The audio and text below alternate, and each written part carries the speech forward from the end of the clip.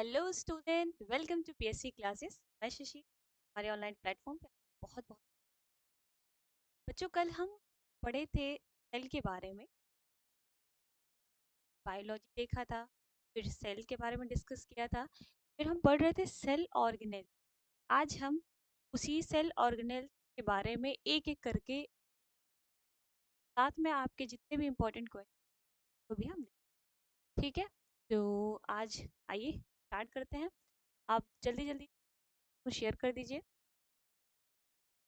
और पढ़ाई स्टार्ट करते हैं। हम कल पढ़ रहे थे सेल, ठीक है। सेल ऑर्गेनेल्स के बारे में पढ़ रहे थे।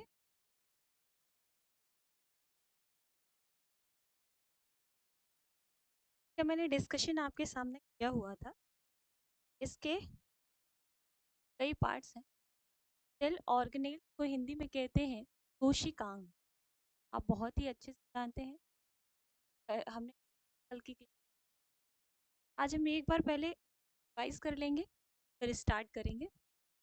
इसमें हमने बहुत सारी चीज़ें देखी थी, जैसे मैंने आपको बताया था कि राइबोसोम होता है, ठीक है।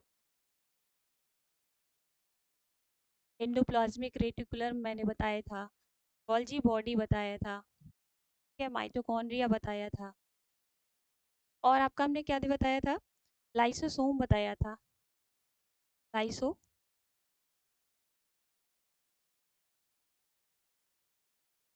लाइसोसोम के बारे में बताया था, और हमने बताया था वैक्यूल्स के बारे में बताया था। वैक्यूल्स होती हैं, ठीक है, ये सारी। और आपका हो गया न्यूक्लियस के बारे में बताया था। आज इन्हीं सारी चीज़ों को एक एक करके हम पढ़ेंगे। आइए सबसे पहले हम देख लेते हैं प्लांट सेल। आपके सामने ये जो पिक्चर दिख रही है, वो कौन से सेल की है? प्लांट सेल की। कल मैंने आपको प्लांट सेल और एनिमल सेल में अंतर बताया था, ठीक है। तो आइए एक एक करके हम पढ़ते हैं। जैसे आपके सामने दिखाई दे रहा है कि ये सेल है, और सेल के अंदर ये सारे एक एक अंग इसके दिखाई दे रहे हैं। जहाँ पे ये आपको दिखाई दे रहा है माइटोकॉन्ड्रिया है, ठीक है। माइटोकॉन्ड्रिया आपको दिखाई दे रहा है। फिर ये आपका वैक्यूल्स है, ये आपका यहाँ से यहाँ क्या है, आपका वैक्यूल्स है। ये मैंने आपको बताया था कि सेल के अंदर एक लिक्विड भरा होता है, ये पूरा लिक्विड है, ये लिक्विड है पूरा। इस पूरे लिक्विड को हम क्या कहते हैं? सेल के अंदर है, तो हम क्या कहेंगे? बहुत आसान सा तरीका है इसको याद रखने का, कि सेल के अंदर है तो सेल बना है आपका, सेल सेल से बना है साइटो। क्या बना है? साइटो, मतलब सेल के अंदर है तो साइटो और प्लाज्म, ठीक है। इसको याद करने का बहुत ही आसान सा सिंपल सा तरीका है, ठीक है। आप इसे याद कर सकते हैं साइटोप्लाज्म, यानी कि सेल के अंदर जो लिक्विड भरा होता है उसको कहते हैं साइटोप्लाज्म, ठीक है। आप यहाँ पे देख सकते हैं, ये एक अंग है जिसको कहते हैं क्लोरोप्लास्ट। क्या कहते हैं?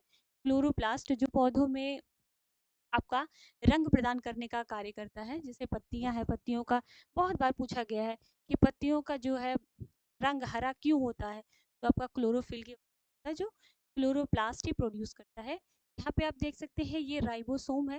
राइबोसोम को प्रोटीन की फैक्ट्री कहा जाता है, मैंने आपको कल बताया था, ठीक है। और यहाँ पे आपके सामने दिखाई दे रहा है गोल्गी बॉडी, ठीक है। ये गोल्गी बॉडी, आज एक एक पार्ट्स को हम बहुत ही डिस्क्राइब रूप में देखेंगे, ठीक है, अच्छे से। और इनसे जो क्वेश्चन पूछे जाते हैं, जो प्रीवियस गए हुए हैं, वो भी हम यहाँ पे देखेंगे। तो मैंने आपको कल बताया था कि प्लांट सेल और एनिमल सेल में अंतर आप कैसे डिफाइन। प्लांट सेल, ये जो बाहरी जो लेयर होती है प्लांट सेल, ठीक है, मैंने आपको समझाया था कि जो बाहरी लेयर, ठीक है, आप देख सकते हैं बाहरी लेयर आपको दिखा, ठीक है, ये इसको बोलते हैं, ये पूरी सेल वॉल है, ठीक। ये आपको ये जो बाहरी लेयर दिखाई, सेल वॉल होती है। सेल वॉल मैंने बताया था किस चीज़ की बनी होती है? सेलुलोज की बनी। किस चीज़ की बनी होती है? सेलुलोज की। सेल वॉल मैंने आपको बताया था, जो सेल वॉल होती है वो किस सेलुलोज की बनी होती है। अब सेलुलोज, सेलुलोज जो है ये ह्यूमन सेल में नहीं पाए। ठीक है, आपने अपने घर में दरी देखी हो, देखा हो, ठीक, इन सब, ये सारी चीजें जो है, दरी है, सारी चीजें बनी हुई। तो आपका ये क्वेश्चन बार बार पूछा गया है कि वॉल किससे बना हुआ, वॉल आपका सेल वॉल सेलुलोज से बना हुआ। बहुत ही सिंपल, सी से एस से मिलता जुलता, हाँ, सा सेल वॉल, बहुत आसानी से आप याद रख सकते। चलिए, और क्या चीज़ें हैं, ये यहाँ पे आपका न्यूक्लियस है, केंद्रक। आज केंद्रक के बारे में भी हम डिस्कशन करेंगे। ठीक है, स्लाइड पे चलते हैं, एक बार जल्दी जल्दी से देख लेंगे, उसके बाद फिर आज सारे सेल ऑर्गेनिज्म। यहाँ पे ये आपके सामने जो पिक्चर दिखाई दे रही है, ये ह्यूमन सेल की है या एनिमल सेल की है। ठीक, आप बाहर देख सकते हैं, इसमें कोई भी सेल वॉल नहीं पाया जाता है। ठीक है, मैंने कहा था कि जंतु कोशिका और पादप कोशिका में अंतर आप बहुत आसानी से बता सकते हैं कि जंतु कोशिका में कोशिका भित्ति नहीं पाई जाती है और पादप कोशिका में कोशिका भित्ति पाई जाती है। और ये जो आपकी संरचना दिखाई दे रही है, आप क्या कहते हैं, ये है प्लाज्मा मेम्ब्रेन, या इसको कह सकते हैं सेल मेम्ब्रेन। क्या कह सकते हैं, प्लाज्मा मेम्ब्रेन या सेल मेम्ब्रेन। ये आपका जंतु कोशिका में भी है और पादप कोशिका में भी है। ठीक है, इसका कार्य क्या होता है, इसका कार्य क्या होता है, प्लाज्मा मेम्ब्रेन का कार्य क्या होता है, ये कोशिका को आकार प्रदान करने का काम करती है। क्या करती है, आकार, स्ट्रक्चर प्रदान करती है। ठीक है, इसमें भी आप देख सकते हैं अलग अलग पार्ट्स, सेल ऑर्गेनेल्स उपस्थित है, जैसे ये माइटोकॉन्ड्रिया है और राइबोसोम प्रोटीन के फैक्टर है। एक बार जल्दी जल्दी आगे एक एक पार्ट को अच्छे से पढ़ेंगे। ये आपका सेंट्रोसोम है। ठीक है, यहाँ पे आपका लाइसोसोम है, ये वैक्यूल्स हैं। एक चीज आपने नोटिस बच्चों, वैक्यूल्स जो है, ध्यान से देखिए, एनिमल सेल का वैक्यूल्स और पीछे हम प्लांट सेल का वैक्यूल देख सकते हैं। वैक्यूल्स, जो प्लांट सेल का जो वैक्यूल होता है ये बड़ा होता है, और एनिमल सेल का जो वैक्यूल होता है ये छोटा होता है। ठीक है, वैक्यूल्स का काम क्या होता है, मैम वैक्यूल्स का काम क्या होता है, तो वैक्यूल्स का काम होता है जल का संचय करना। ठीक है, जल अवशोषित करना। ठीक, यहाँ पे आप देख सकते हैं, ये क्वेश्चन बार बार पूछा गया है कि जो वैक्यूल्स होती हैं, वैक्यूल्स को हिंदी में कहते हैं रसधानी, कहते हैं रसधानी। ठीक है, ये जो वैक्यूल्स होती हैं, प्लांट सेल में आपकी बड़ी होती हैं और एनिमल सेल में छोटी होती है। ठीक है, और यहाँ पे हम सारे अंगों को देख लेंगे। यहाँ पे आपका गोल्गी बॉडी, ये आपका गोल्गी बॉडी दिखाई दे रहा है। ठीक है, बीच में आपका ये पूरा, ये यहाँ से आता, ये पूरा आपको बीच में आपको पूरा न्यूक्लियस दिखाई। ठीक है, जिसको कहते हैं केंद्रक। केंद्रक के अंदर ये छोटी सी केंद्रिका होती है, जिसको न्यूक्लियोलस कहा जाता है। ये आपका पूरा न्यूक्लियस है और ये न्यूक्लियोलस है। ठीक है, अब इसी न्यूक्लियस के अंदर ही आपके क्या पाए जाएंगे, डीएनए पाए जाएंगे। ठीक है, इसी न्यूक्लियस के अंदर ही क्या आपके पाए जाएंगे, डीएनए पाए जाएंगे। ठीक, जो क्रोमोसोम आपने पढ़ा होगा, क्रोमोसोम, गुणसूत्र, क्रोमोसोम, ये भी इसी के अंदर पाए जाएंगे। ठीक, ये संरचना मैम, ये एक संरचना दिखाई दे रही है, ये कौन सी बला है भाई, मैम ये जो एक संरचना दिखाई दे रही है, ये क्या चीज होती है,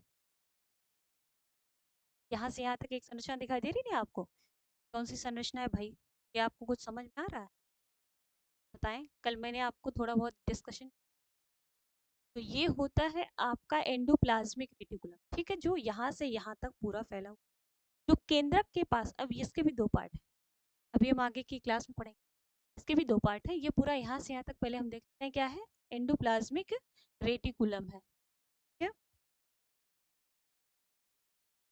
चलिए नेक्स्ट क्लास में आज हम पढ़ते हैं। ठीक है, सबसे पहले आइए, सबसे पहले हम पढ़ते हैं एंडोप्लाज्मिक रेटिकुलम। क्या पढ़ेंगे, यहाँ पे आपको दिखाई दे रहा होगा पूरा एंडोप्लाज्मिक, आप बहुत ही क्लियर देख पा रहे होंगे क्या लिखा हुआ है, एंडोप्लाज्मिक रेटिकुलम। इसको हिंदी में कहते हैं अंतः अंतः प्रस्रवी अंतःप्रद्रवी जालिका। क्या कहते हैं? अंतःप्रद्रवी जालिका। तो क्या बोलते हैं? अंतःप्रद्रवी जालिका। ठीक है, हिंदी इंग्लिश दोनों साथ साथ करते हुए चलेंगे। देखिए, अंतःप्रद्रवी जालिका जो है वो आपका यहाँ से लेके स्ट्रक्चर आपका यहाँ से लेके यहाँ, ठीक। आप बहुत ही ध्यान से देख पा रहे होंगे, नहीं समझ आएगा तो बीच बीच में बताते रहिएगा। ठीक है, ये देखिए, ये यहाँ से ये जो स्ट्रक्चर है ये तो आपका पूरा न्यूक्लियस है इतना, ठीक। यहाँ से जो ये स्ट्रक्चर आपको दिखाई दे रहा है, ठीक है, ये क्या है? आपका एंडोप्लाज्मिक रेटिकुलम है। अब इसके भी दो पार्ट आपके दिखाई दे रहे होंगे, दो पार्ट। एक तो एक पार्ट आपको यहाँ पे ये अलग दिखाई दे रहा है, यहाँ से अलग, ठीक है। ये संरचना अलग, मैं पेन का कलर चेंज कर ली।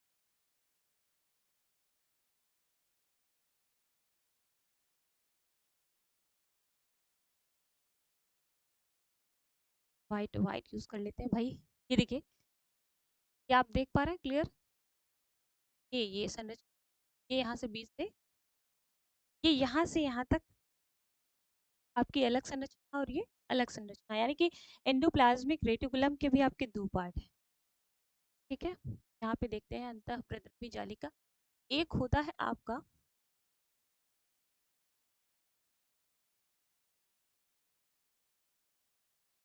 एक होता है आपका रफ एंडोप्लाज्मिक रेट, प्यार से आप समझ जाएंगे, ठीक है।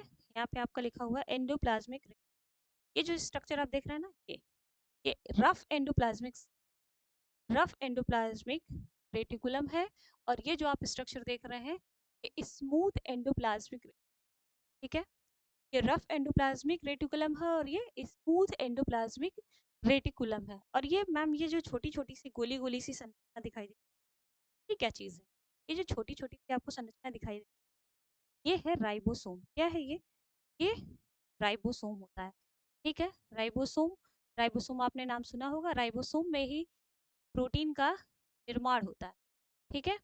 ये जो संरचना आपको दिखाई दे रही है, ये पूरा आपका क्या है? राइबोसोम, ठीक है।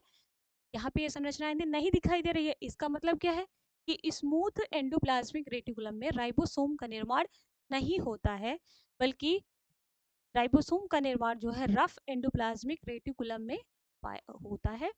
तो रफ एंडोप्लाज्मिक रेटिकुलम को हिंदी में क्या कहते हैं? खुरदुरा, खुर खुरदुरी संरचना है ये, इसको खुरदुरी आप बोल सकते हैं, खुरदुरी अंतःप्रद्रवी जालिका। और स्मूथ एंडोप्लाज्मिक रेटिकुलम का क्या कह सकते हैं आप? चिकनी, पहले हम इंग्लिश में हैं, स्मूथ एंडोप्लाज्मिक, ठीक है। इसको कह सकते हैं चिकनी प्रद्रवी अंतःप्रद्रवी जालिका, अंतःप्रद्रवी प्रद्रवी जालिका, ठीक है। इससे आप समझ पा रहे होंगे, बहुत अच्छे, ठीक है। अब भाई, ये दो पार्ट में डिवाइड क्यों है? इनके दोनों के कार्य भी अलग होंगे। तो मैंने आपको समझा दिया कि ये जो रफ एंडोप्लाज्मिक रेटिकुलम है, इसमें राइबोसोम का निर्माण होता है। जो स्मूथ एंडोप्लाज्मिक रेटिकुलम है, इसमें आपका वसा का निर्माण होता है या लिपिड्स का निर्माण, ठीक है। ये चीजें क्लियर हैं आपको? आगे बढ़ जाए, ठीक है। इसमें जो रफ एंडोप्लाज्मिक रेटिकुलम है, इसमें आपका राइबोसोम जो है, राइबोसोम क्या होता है? प्रेजेंट होता है, ठीक है, प्रेजेंट होता है। और इसमें क्या होता है? राइबोसोम अब्सेंट होता है। क्या होता है? अब्सेंट, आ रहा होगा आप, ठीक है। अब हम आगे बढ़ जाएंगे। मैंने आपको बता दिया स्मूथ एंडोप्लाज्मिक रेटिकुलम में वसा का संश्लेषण और रफ एंडोप्लाज्मिक रेटिकुलम में राइबोसोम का, सॉरी, और एक चीज मैं आपको समझा दूं अच्छे से। ये जो आपको संरचना दिख रही है रफ एंडोप्लाज्मिक रेटिकुलम की, यहाँ से यहाँ तक, ये आपके केंद्र के नजदीक होता है। क्या होता है? केंद्र के, आप देख सकते हैं, ये केंद्र के क्या होता है? बिल्कुल नजदीक होता है, केंद्र के पास होता है, ठीक है। यहाँ पे देखिए, केंद्र के पास होता है ये, ठीक है। और ये जो स्मूथ एंडोप्लाज्मिक रेटिकुलम है, ये आपका जो सेल मेम्ब्रेन होती है ना, कोशिका झिल्ली, उसके नजदीक। ठीक, यही आपका आंसर पूछा जाता है, तो आप बहुत आसानी से बता सकते हैं। ठीक है, तो हम आगे बढ़ जाते हैं। नेक्स्ट देखते हैं, नेक्स्ट सेल ऑर्गेनेल्स के बारे में देखते हैं।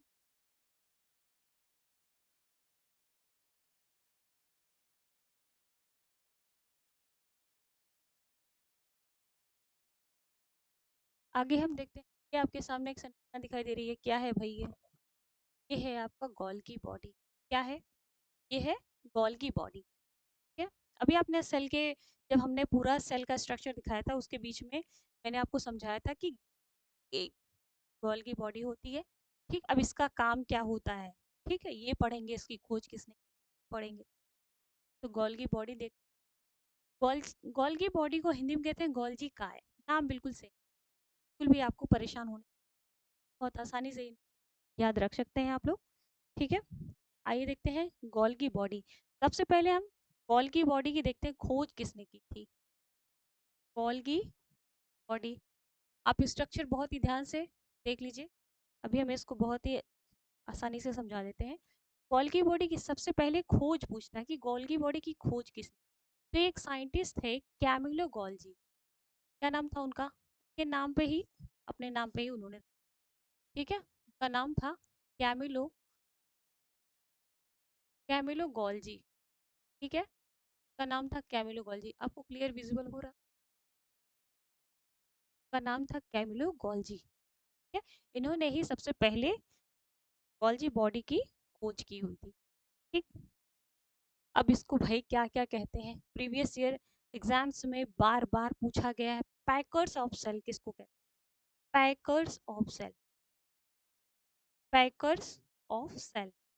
क्यों भाई पैकर्स ऑफ सेल क्यों कहते हैं इसको, इसको कहा जाता है पैकर्स ऑफ सेल, क्यों कहा जाता है, क्योंकि ये प्रोटीन्स की पैकिंग करता है। क्या करता है, प्रोटीन्स की पैकिंग करता है, और जितने भी बिखरे हुए प्रोटीन होते हैं उसकी पैकिंग करता है। और क्या करता है मैम, तो ये जो है परिवहन का काम करता है। क्या करता है, परिवहन का काम करता है, परिवहन का कार्य करता है। ठीक है, ये क्या करता है, परिवहन का कार्य करता भी, क्यों कर, अब इसको जो है आप परिवहन विभाग की कोशिका भी कह सकते हैं। ठीक, क्यों कहते हैं परिवहन विभाग की कोशिका, क्योंकि जितनी भी प्रोटीन है, ठीक है, जो जितनी भी ऊर्जा है उसका ये क्या करता है, ट्रांसपोर्ट करता है। मतलब जहां भी एनर्जी की जरूरत है, जहां भी प्रोटीन की जरूरत है, ये तुरंत वहां पे प्रोटीन को पहुंचा देता है या ऊर्जा को पहुंचा देता है। ठीक, इसीलिए इसको क्या कहा जाता है, परिवहन विभाग की कोशिका कहा जाता है। क्या कहा जाता है इसको, परिवहन विभाग की कोशिका,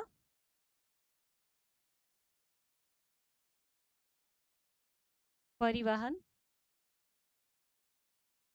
परिवहन विभाग भी कह सकते हैं इसको, ठीक है, परिवहन विभाग भी कहा जाता है। ठीक, समझ आ रही बात। चलिए आगे और देख लेते हैं, इसमें और क्या क्या चीजें हैं। ठीक, ये केंद्रक के आसपास, जैसे मैंने अभी आपको यहाँ पे दिखाया था, यहाँ पे इसमें आप बहुत ध्यान से देख सकते हैं, गोल्जी बॉडी कहाँ है भाई, ये देखिए, ये केंद्रक के बिल्कुल आसपास होता है। कहाँ पे उपस्थित होता है, केंद्रक के पास में उपस्थित होता है।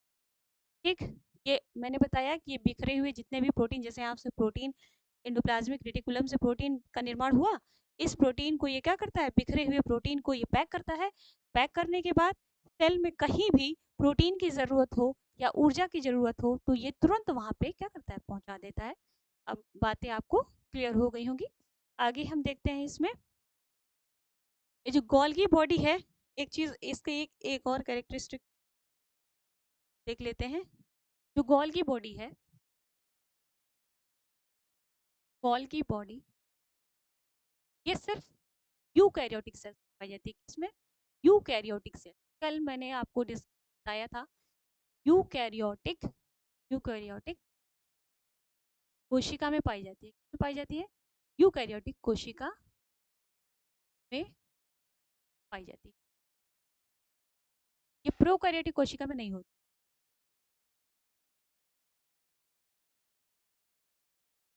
है। इसका एक कैरेक्टरिस्टिक्स और मैंने बताया कि ये केंद्र के पास स्थित, केंद्रक के पास स्थित स्थित होता है। केंद्र के पास स्थित होता है। ठीक है, इसको एक और नाम दिया जाता है, ट्रैफिक पुलिस भी इसको कहते हैं। ठीक है, ट्रैफिक पुलिस भी इसको कहते हैं। ये भी क्वेश्चन बार बार पूछा हुआ है, तो ट्रैफिक पुलिस भी कहते हैं। दो तीन चीजें मैंने भी बताई, क्या क्या कहते हैं भाई। अभी मैंने पैकर्स ऑफ सेल्स भी बताया था पीछे। क्या बताया था? Packers of cell, packers of cell बताया था। और क्या बताया था? और क्या बताया था? ट्रांसपोर्ट, ट्रांसपोर्ट सेल भी बोल सकते हैं इसको। क्या बोल सकते हैं? Transport cell, transport, transport cell भी वो कहते हैं। ठीक है, ये पे इतनी क्लियर हो चुकी हैं। ठीक, और इसमें और क्या क्या चीजें हैं भाई, वो भी देख लेते हैं। ये जो गॉल की बॉडी है, ये मैंने आपको ऊपर ही लिखा है कि ये यूकैरियोटिक कोशिका में पाई जाती है और किस में नहीं पाई जाती। जैसे हमारी आरबीसी है, ठीक है, आरबीसी हो गई, या फिर ब्लू ग्रीन एल्गी है, बैक्टीरिया है, इन सारी चीजों में ये एब्सेंट होता है। ठीक है, यहाँ ये RBC, blue green algae, blue green, इसको नील हरीश शैवाल कहते हैं, ब्लू ग्रीन एल्गी, बैक्टीरिया में क्या होती है? अनुपस्थित होती है, या कह सकते हैं एब्सेंट होती है, अनुपस्थित होती है। ठीक है, उपस्थित, आपको इतनी क्लियर हो गई। ठीक, आगे बढ़ जाए, समझ आ रही है बात? चलिए, नेक्स्ट स्ट्रक्चर क्या है भाई, आपके सामने क्या दिखाई दे, कुछ समझ? स्ट्रक्चर क्या है? नेक्स्ट स्ट्रक्चर है न्यूक्लियस। मैंने अभी बहुत ही पहले आपको बताया हुआ था, ह्यूमन सेल जब हम अभी देख रहे थे, जब अभी अभी हमने ह्यूमन सेल पढ़ा था, तो उसमें मैंने आपको बहुत ही क्लियरली दिखाया था। मैं एक बार फिर से आपको दिखाती हूँ। क्या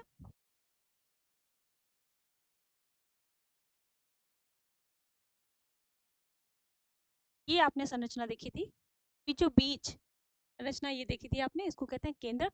इसी को हम बहुत ही अच्छे से डिस्क्राइब करके देखें। ठीक है, ये जो संरचना किस चीज की है? केंद्रक की होती है। किसकी? केंद्रक की। इसको इंग्लिश में कहते हैं न्यूक्लियस, हिंदी में कहते हैं केंद्रक। ठीक भाई, इसको केंद्रक क्यों कहते हैं? केंद्रक क्यों कहते हैं? सेंटर में, सेंटर में पाया जाता है।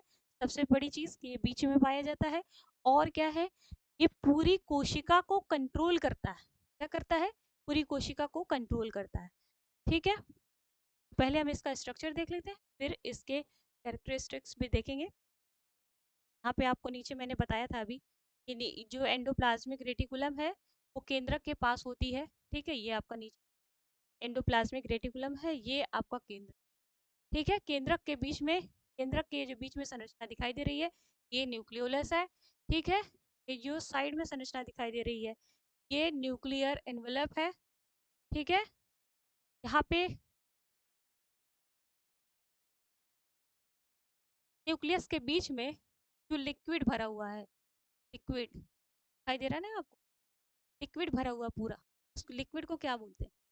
लिक्विड को मैंने कल बताया था आपको कि न्यूक्लियस के अंदर जो लिक्विड होता है उसको क्या बोलते हैं, और सेल के अंदर जो लिक्विड क्या बोलते हैं? सेल के अंदर जो लिक्विड होता है उसको बोलते हैं साइटोप्लाज्म। क्या बोलते हैं? साइटोप्लाज्म। और जो न्यूक्लियस के अंदर लिक्विड होता है उसको क्या बोलते हैं? न्यूक्लियोप्लाज्म। क्या बोलते हैं?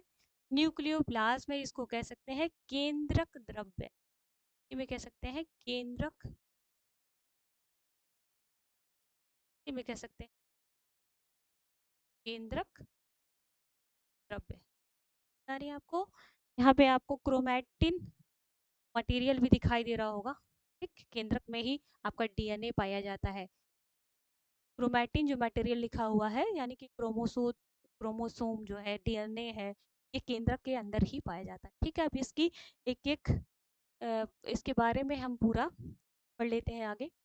केंद्रक, केंद्रक के बारे में बहुत अच्छे से पढ़ लेते हैं।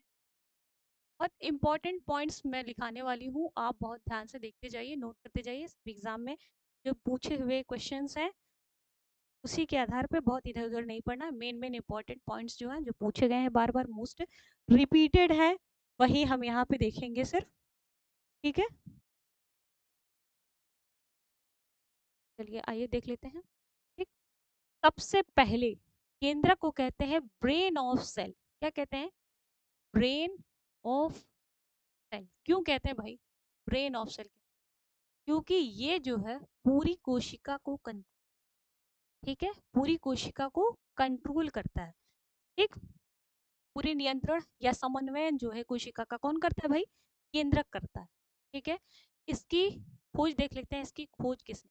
केंद्रक की खोज। ठीक है, केंद्रक की खोज किसने की थी? इसमें एक साइंटिस्ट थे आपके जिनका नाम था रॉबर्ट ब्राउन। क्या नाम था उनका? Robert brown. साइंटिस्ट थे जिनका नाम था रॉबर्ट, पेन दिखाई दे रहा है आपको? Robert brown. ठीक है, उन्होंने केंद्रक की खोज की।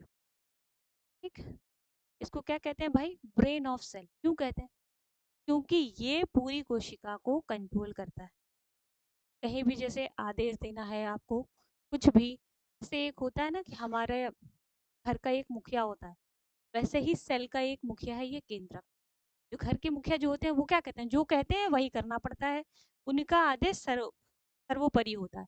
तो वैसे ही केंद्रक है, केंद्रक जो भी आदेश देगा वो सारी कोशिकाओं को करना पड़ेगा। ठीक है, अब ये जो केंद्रक है, पूरी जो सेल ऑर्गेनेज हमने जो पढ़ा, जितनी भी कोशिकांग हमने पढ़े हैं, ठीक है, जितने भी हमने कोशिकांग पढ़े हैं, सबसे पहले सारे कोशिकांग में, सभी कोशिकांग में, सभी जो कोशिकांग हमने पढ़ा है, सभी कोशिकांग में सर्वप्रथम केंद्रक की खोज हुई थी। सर्वप्रथम केंद्रक की खोज हुई थी। किसकी खोज हुई थी? केंद्रक। सर्वप्रथम केंद्रक की खोज हुई थी। सर्वप्रथम, जैसे अभी हमने पढ़ा ना, एंडोप्लाज्मिक रेटिकुलम पढ़ा, गोल्जी बॉडी पढ़ा, अभी राइबोसोम पढ़ेंगे। तो इन सब में सबसे पहले खोज किसकी हुई? केंद्र। ठीक है, अब देखिए केंद्रक में क्या होता है। ये जो केंद्रक मैंने पीछे आपको दिखाया है, ये जो केंद्रक, ये 90% प्रोटीन और 10% डीएनए से मिलकर बना होता है। ठीक है, इसका कंपोजिशन क्या है? किस किस चीजों से मिलकर बना हुआ है? तो ये जो है 90% प्रोटीन और 10% डीएनए से मिलकर, में कौन कौन सी चीज बहुत बहुत आसानी से याद हो जाएंगे, बहुत छोटे छोटे पॉइंट्स हैं। ठीक है, जो भी जो पिछली परीक्षाओं में बार बार पूछे गए वही पॉइंट्स यहाँ पे सामने रखा हुआ है, बहुत आसानी से आपको याद हो जाएंगे, कोई समस्या नहीं है। ठीक है, बहुत आराम आराम से हम पढ़ते चलेंगे। ठीक, इसमें मैंने आपको बताया कि 90% इसमें प्रोटीन होता है और 10% डीएनए होता है। ठीक, और क्या पढ़ेंगे? अभी मैंने पीछे बताया था ये डीएनए और भी कोशिकांग है, पढ़ा है आपने, एंडोप्लाज्मिक रेटिकुलम पढ़ा, गोल्जी बॉडी पढ़ा। क्या मैंने उसमें कहा कि उसमें डीएनए पाया जाता है? नहीं कहा। ठीक है, क्यों? क्योंकि उसमें डीएनए नहीं पाया जाता। और केंद्रक के पास स्वयं का क्या होता है? डीएनए होता है। स्वयं का क्या होता है? डीएनए होता है। मैं अभी पीछे बताया था स्ट्रक्चर में। ठीक है, ये पीछे स्ट्रक्चर में मैंने बताया था, ये जो क्रोमैटिन मटेरियल आपको दिख रहा है, ये इसी में आपके जो है क्रोमोसोम है, जीन है, डीएनए है, ये सारी चीजें आपकी इसी पाई जाती। ठीक है, इसमें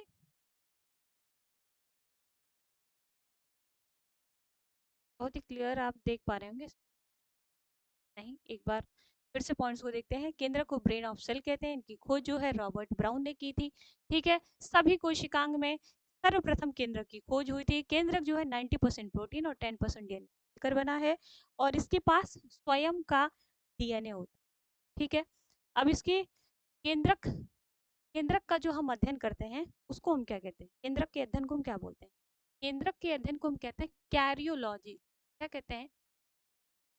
कैरियो, ठीक। Study of nucleus is called karyology. केंद्रक के अध्ययन को हम क्या कहते हैं? कैरियोलॉजी कहते हैं, ठीक है।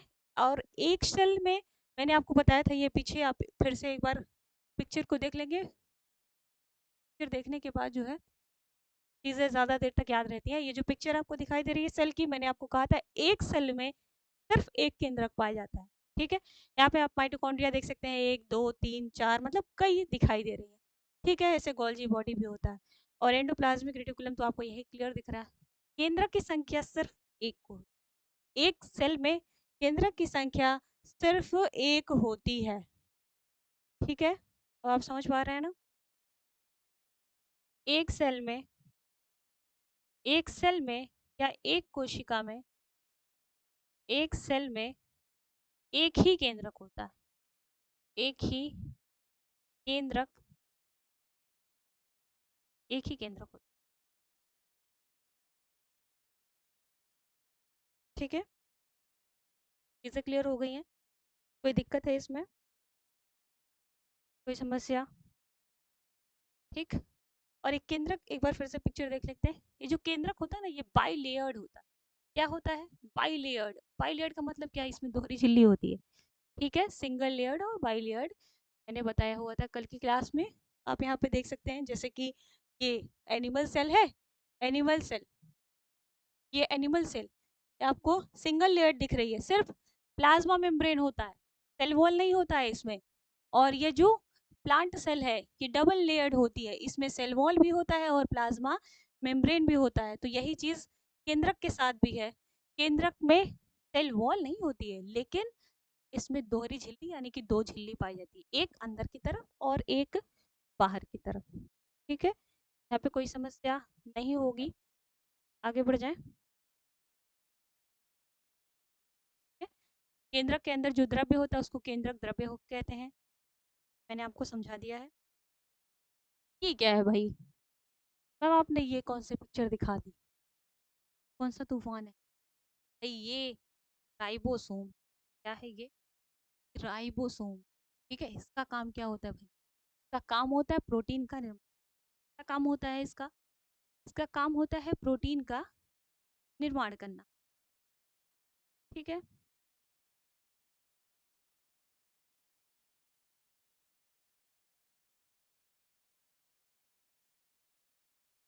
बहुत ही आसानी से, बहुत ही जल्दी से इसको हम देख लेंगे। देखिए, ये दो पार्ट में डिवाइड आपको दिख रहा होगा, ठीक है। दो पार्ट में, एक पार्ट नीचे और एक पार्ट ऊपर है। तो ये जो ऊपर वाला पार्ट है इसको कहते हैं लार्ज सब यूनिट, नीचे का पार्ट जो है उसको कहते हैं स्मॉल सब यूनिट। बीच में ये किससे जुड़ा होता है? किससे जुड़ा होता है?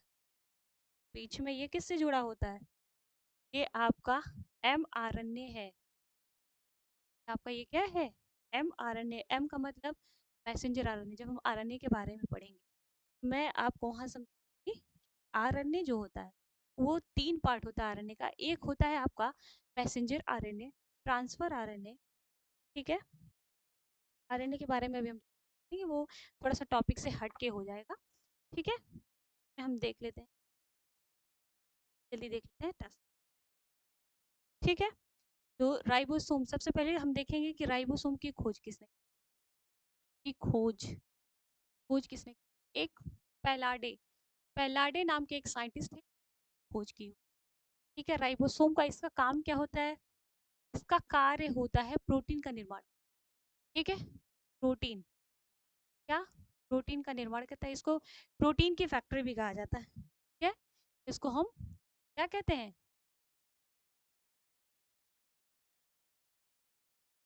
सारे पॉइंट्स देख, ठीक है? मैंने आपको इसकी खोज बता दिया। खोज किसने? एक पेलाडे नामक साइंटिस्ट थे, पेलाडे नामक साइंटिस्ट, खोज की हुई थी, ठीक है। और ये कोशिका का सबसे छोटा भाग होता है। क्या होता है? कोशिका का सबसे, ये सेल का क्या है? सबसे छोटा भाग है। जब इसकी संरचना आपने देखी होगी, बहुत छोटी-छोटी ऐसे गोली थी, एंडोप्लाज्मिक रेटिकुलम का हुआ था, ठीक है? ऐसे छोटी-छोटी संरचना थी, ठीक है? और ये जो है मैंने कल भी बताया था, बता रहे हैं बहुत ध्यान से, ये आपका प्रोकैरियोटिक प्रोकैरियोट प्रोकैरियोटिक और और यूकैरियोटिक प्रोकैरियोटिक और यूकैरियोटिक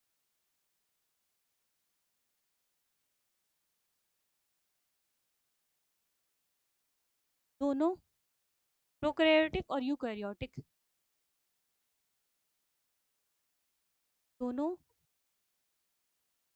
कोशिकाओं में दोनों कोशिकाओं में पाया जाता है, दोनों प्रकार की कोशिकाओं में पाया जाता है, यूकैरियोटिक और प्रोकैरियोटिक प्रकार की कोशिकाओं में पाया, ठीक है? क्लियर है पॉइंट? चलिए देखेंगे।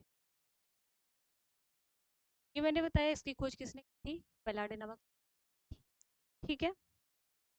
कोशिका का सबसे छोटा पार्ट है, बहुत गोली गोली सी छोटी छोटी सी प्लाज्मिक रेटिकुलम आपने देखा, ठीक है? इसमें कोई भी कोशिका झिल्ली नहीं पाई जाती, ठीक?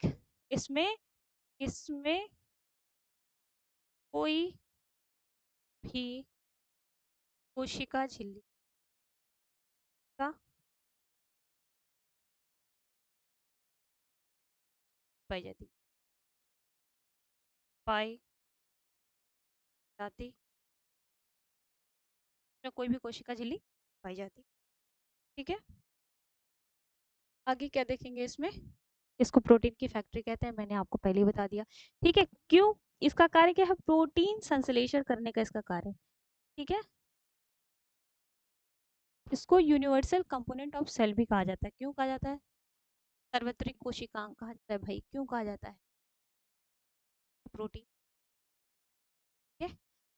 और भी इससे रिलेटेड जो चीज़ आपको बता दी, ठीक है? मोस्ट इंपॉर्टेंट, इसको एक पॉइंट आप याद रख सकते हैं, प्रोटीन की फैक्ट्री कहते हैं, ठीक है? इसे प्रोटीन की फैक्ट्री कहते हैं। प्रोटीन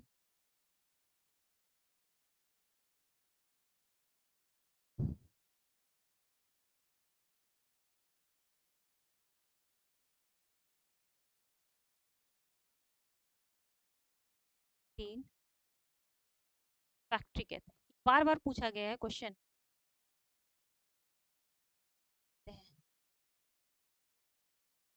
फैक्ट्री कहते हैं, ठीक है? भाई राइबोसोम के बारे में सिर्फ इतना ही है,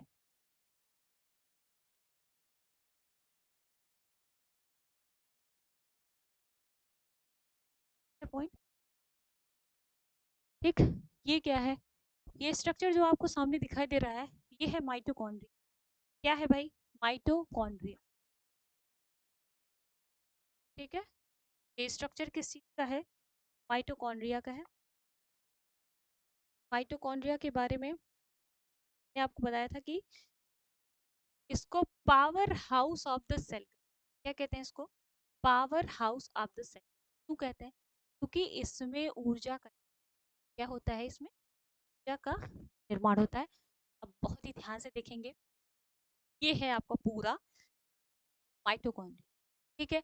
आपको इसमें देखिए राइबोसोम दिखाई दे रहा है, ये इनर मेम्ब्रेन होती है, आपको ये भी दोहरी संरचना रखता है, एक आउटर मेम्ब्रेन होती है, ये पूरा इनर मेम्ब्रेन है और ये पूरा आउटर मेम्ब्रेन, ठीक है? यहाँ पे आप देख सकते हैं पूरी तरीके से क्या है, ये आउटर मेम्ब्रेन,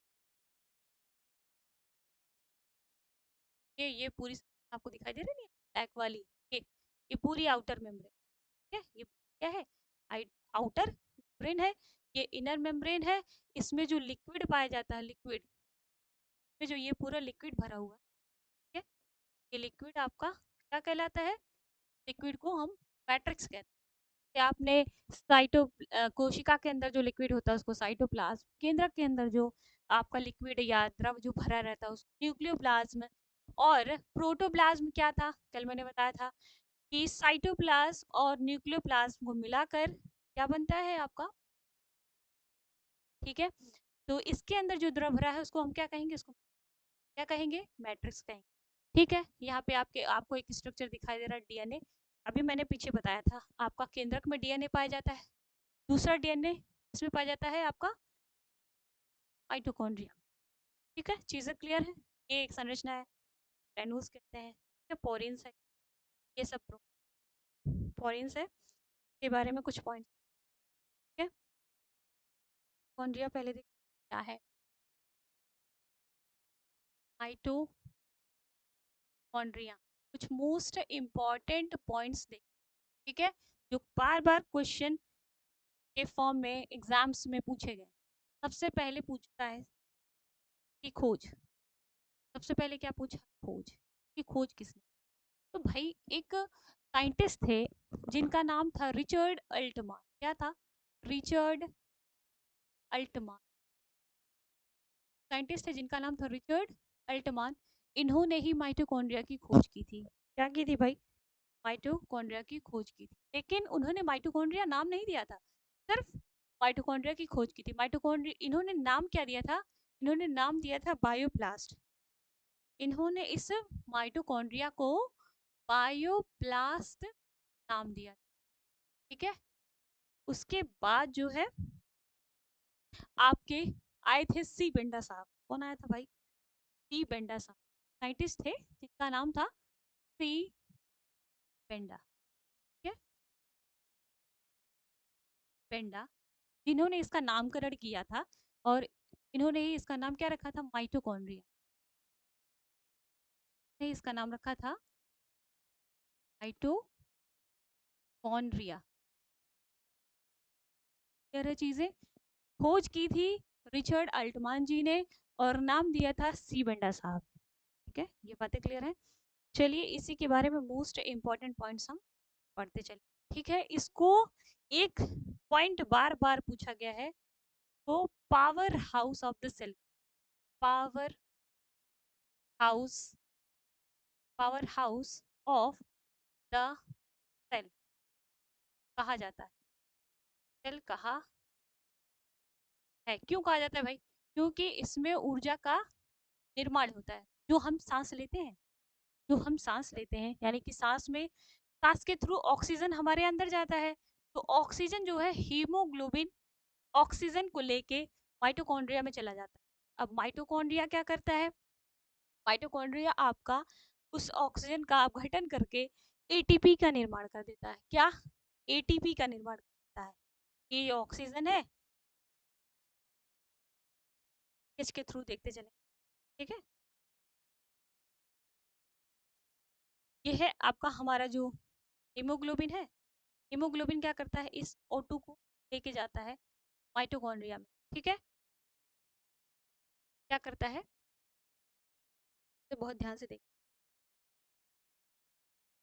ठीक, ये हमारा ये जो हीमोग्लोबिन, एचबी से आप समझ जाएंगे ना, हीमोग्लोबिन की बात कर रहे हैं, ये ऑक्सीजन को लेके जाता है माइटोकॉन्ड्रिया में, ठीक है, माइटोकॉन्ड्रिया में, माइटोकॉन्ड्रिया क्या करता है, एटीपी का निर्माण कर देता है, ठीक, यानी कि इस ऑक्सीजन का अपघटन करके एटीपी का निर्माण कर देता है। एटीपी बारे में पढ़ लेते हैं, अभी बताते हैं एटीपी क्या होता है। फिर ये एटीपी जो है मिलकर, ऐसे ही बहुत सारे एटीपी का निर्माण होता है, तो ऐसे 38 एटीपी मिलकर ग्लूकोज का निर्माण करते हैं, ग्लूकोज का निर्माण करते हैं, और यही ग्लूकोज हमारे शरीर को ऊर्जा प्रदान करता है, क्या करता है, ऊर्जा प्रदान करता है, ठीक है, चीजें समझ में आ रही हैं। जब इसी ग्लूकोज की मात्रा हमारे शरीर में अधिक हो जाती है, तो ये ग्लाइकोजन के फॉर्म में सेव हो जाता है हमारी बॉडी में, और जब बॉडी को एनर्जी की कमी होती है, तो वही ग्लाइकोजन फिर से ग्लूकोज में कन्वर्ट होके हमारे शरीर को ऊर्जा प्रदान करता है, ठीक है, चीजें समझ आ रही हैं आपको, क्लियर है पॉइंट, आगे देख लेते हैं। एटीपी क्या होता है, ठीक है, एटीपी,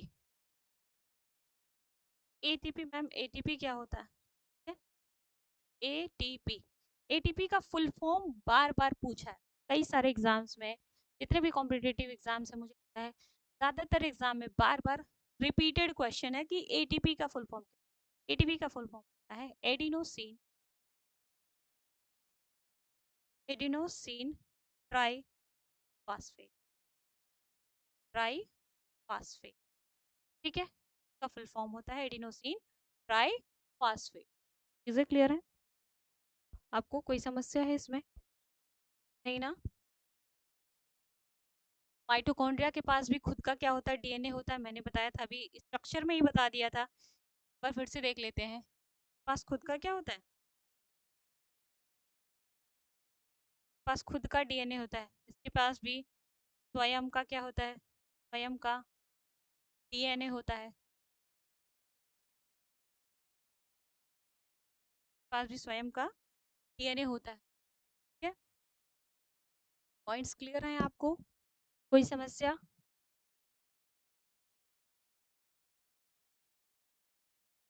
ठीक है, कोई दिक्कत है आपको में?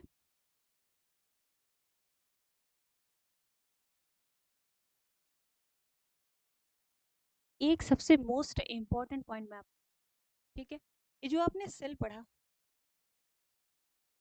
सेल स्टार्टिंग में ये आपने जो सेल पढ़ा, ठीक है, इसमें बहुत सारे कोशिकांग हैं अलग अलग, ठीक है, लेकिन सबसे पहले जो उत्पत्ति हुई थी जब सेल बना था, तो इसमें सबसे पहले जो उत्पत्ति हुई थी,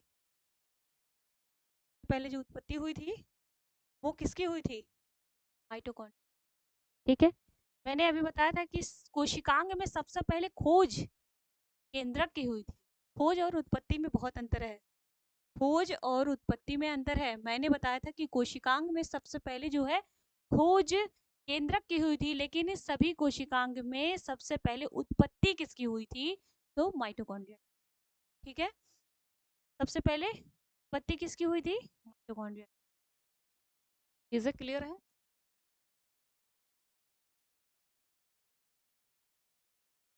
ठीक है, आज की क्लास हम यहीं तक रखते हैं, ठीक है। मिलेंगे नेक्स्ट क्लास में। अब पॉइंट्स आपको सारे क्लियर होंगे, ठीक है। नहीं क्लियर होंगे तो भी बताइएगा। वीडियो पसंद आएगी तो लाइक करिएगा, नीचे कमेंट करिएगा, ठीक है। के चलते हैं नेक्स्ट। अब अगली क्लास में अगली टॉपिक के साथ मिलेंगे, जो भी बची हुई चीज़ें हैं नेक्स्ट क्लास में कवर करेंगे, ठीक। ओके।